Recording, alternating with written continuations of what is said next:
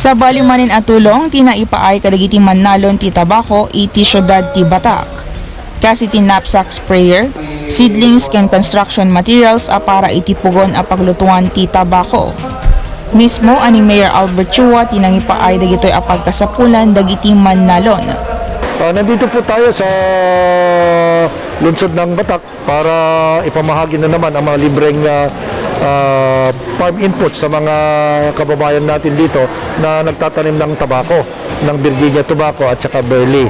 Ang programang ito ay ginagawa na natin noon pa magmula nung tayo ay naluklok bilang punong lungsod dito sa City of Batak.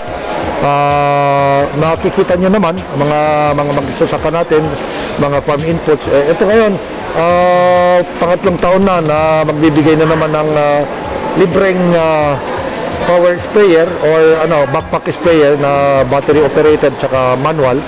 At makikita nyo yung ibang materials ng flow curing barn, yung pugon po kung saan lulutuin nyo po yung tabako para naman sila hindi mahirapan sa puhunan kasi malaki ang puhunan ng magtatanim ng tabako. Napalaos met ti panagyaman dagitoy a Manalon gapu tadakkel tulong kadakwada tinaipaay.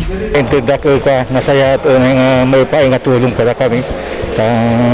Iga po na ko sa halik na gumatang kapay. Iso pa nga may naayong kaday para gastos may gatang kaday pinagawa. Inayon ni Mayor Chua at aduntupay dagiti maipaya proyekto a para kadagiti Manalon babayen ti excise tax ti tabako.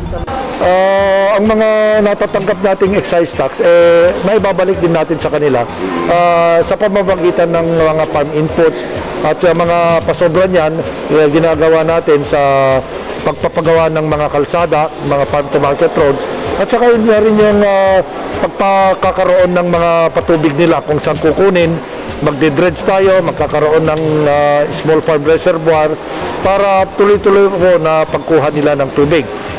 Gayon pa man, meron pang libre bawat magsasaka ng tabako, libreng nabigyan ng makina.